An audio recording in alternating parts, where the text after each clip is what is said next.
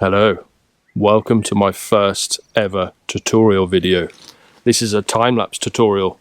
Please go easy on me. This is the first time. I'm not sure if I'm going to be any good. If I am good, if it's useful, like the video, all that stuff. Don't dislike it, just go somewhere else and find someone a little bit better. So I'm going to teach you how I do my time-lapse. There are probably lots of ways to do this. There are probably lots of better ways to do it. This is how I do it. So there's a quick and easy method, which we all know. Get your iPhone, put it in a tripod, press the time-lapse button, and there you go, you get a quick and dirty time-lapse. If you want something professional looking, something with high quality, lots of detail, lots of dynamic range, you need to use a proper camera, and you need to be shooting stills, and you need to be using raw files. So that's what we're going to talk about today. Right, the fundamentals. Sounds really simple, but it's really critical. You want a good solid tripod. I use a steel tripod for time-lapse.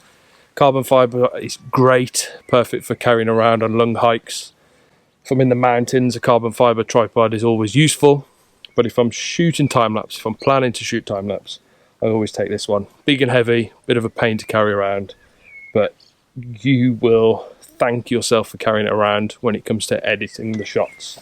Because a carbon fibre tripod, a lightweight tripod, can blow around a lot more than a steel version.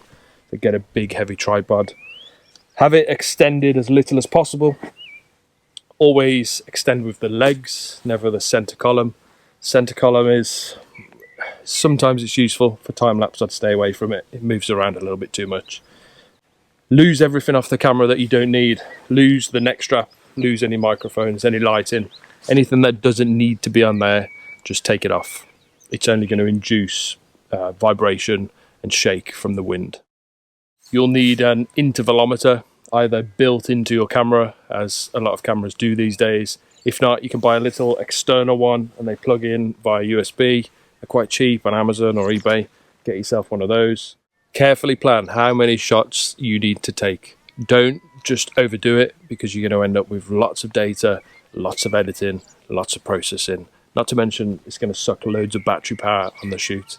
So plan it out. I like my time lapses to be 10 to 12 seconds. I like my videos to be 25p over here in the UK. So if I want a 10-second time lapse, I shoot 250 frames. There's no need to overdo it. It's only going to cause problems further down the line. Shoot raw, not JPEG. Obvious for photographers out there, but it really is a massive improvement in quality, in detail. It's much more forgiving, and it's important in time-lapse because when you come to post-process it, if you need to de-flicker it, you can use those raw files much more easily in some de-flickering software to get that smooth transition of exposure across your time-lapse. I set my camera's aspect ratio to 16:9 in camera. The reason for this is I like to see the whole composition of what the time-lapse is going to be as I'm setting up the shot. A lot of people will say just shoot it at 3:2 or whatever your camera's default is, and then you get a big, huge image and you can crop in later. That's all well and good, and it's fine. It's a great way to do it, but it doesn't always give you the best representation of the composition when you're out in the field. So I shoot 16:9. Also for the metering, you know, if you're definitely going to cut out some ground, why would you bother including it? It's only going to throw out your light metering. Just go 16:9. With the Sony A7, which I'm using now, the raw file actually retains that extra height in the image, so it shoots at 3:2, and it's there if you need it, but plan your shot to not include it and just set it at 16:9. Right, the actual camera mode. This is a controversial topic with time-lapse photography. For many years I shot all of my time lapses in full manual mode.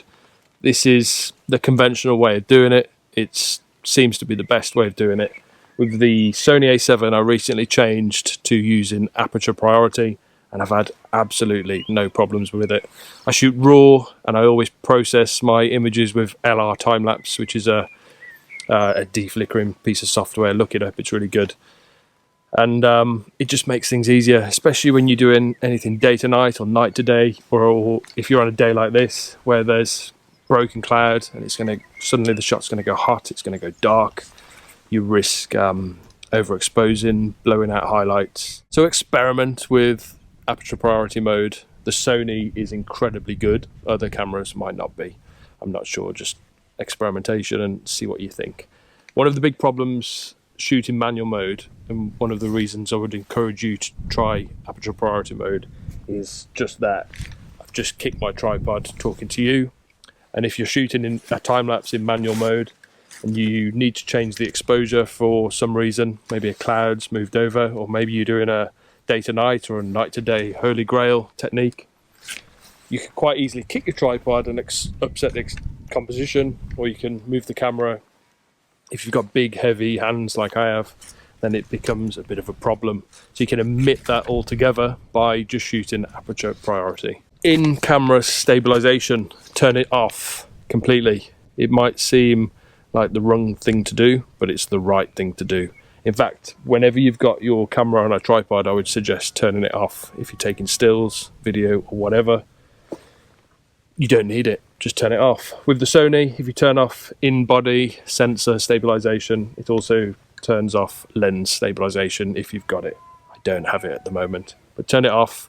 I'd much rather have a slight bit of shake from an unstabilized camera blowing in the wind than have the camera's in-body stabilization all of a sudden jerk a shot and change the frame in.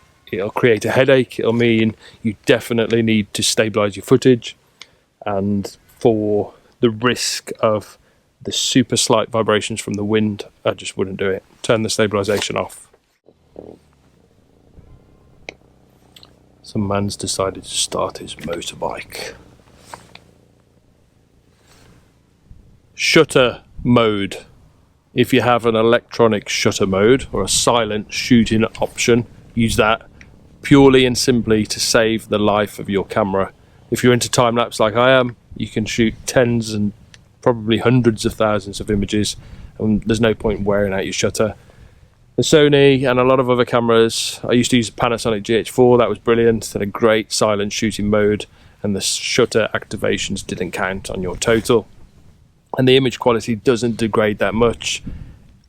Depends what you're shooting, I suppose. If you're shooting outside, landscapes, city shots, then it won't affect it too much. If you're shooting indoors, then yeah, perhaps you want to use the proper shutter. Or if you're shooting with a lot of artificial lighting with a fairly short shutter speed, then perhaps you need to use the proper shutter.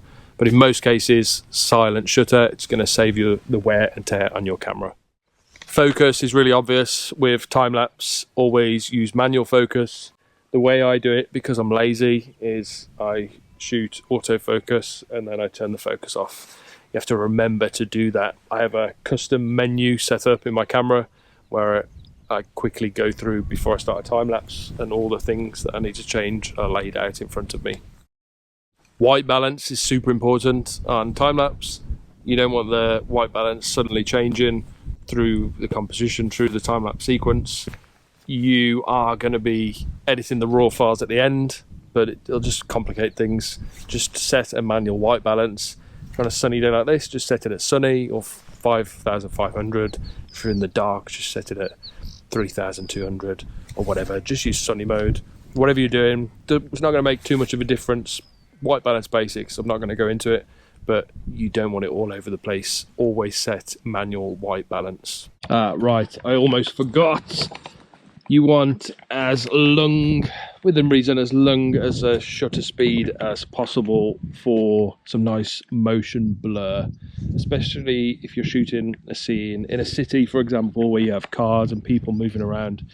You need something to make the relationship frame to frame between people and cars that are moving. Otherwise, if a car is suddenly at one end of the street when the previous frame was at the start of the street, it can look a bit shuttery. Is shuttery a word? I think so. It can look a bit shuttery and juddery and jumpy. So to do that for daylight time lapses, ND-1000 is what I use. Almost forgot to put it on. These are really good, and it's going to allow you to get a nice long shutter speed.